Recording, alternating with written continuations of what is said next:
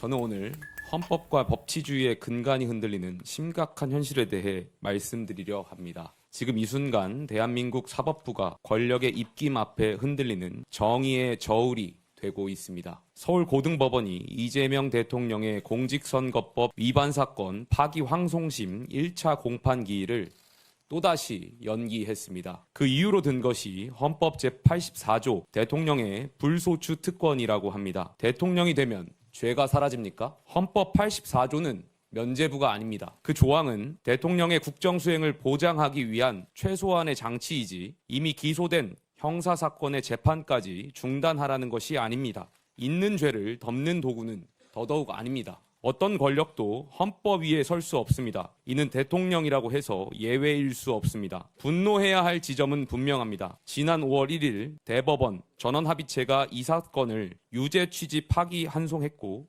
이에 따라 서울고법은 지난 15일 첫 공판을 열겠다고 밝혔습니다. 하지만 당시 이재명 후보 측은 선거운동 기간을 공평하게 보장해달라며 기일 연기를 요청했고 법원은 그 요구를 그대로 수용했습니다.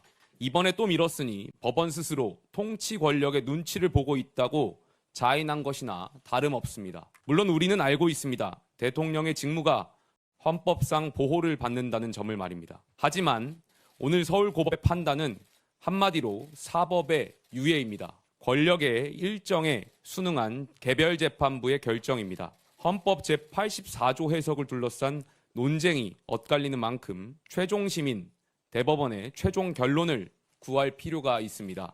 더 심각한 것은 민주당의 태도입니다. 개별재판부 판단에 맡기면 곤란하다면서 형사소송법 개정을 추진하겠다고 합니다.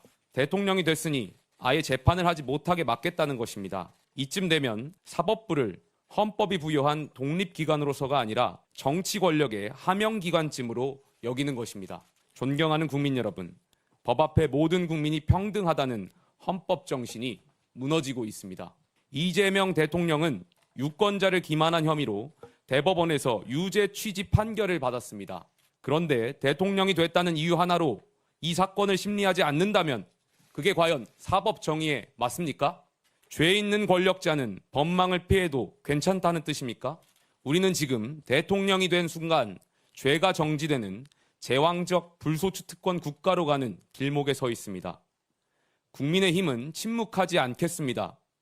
사법부가 눈을 감는다면 우리가 국민을 대신해 부당함을 고발하겠습니다.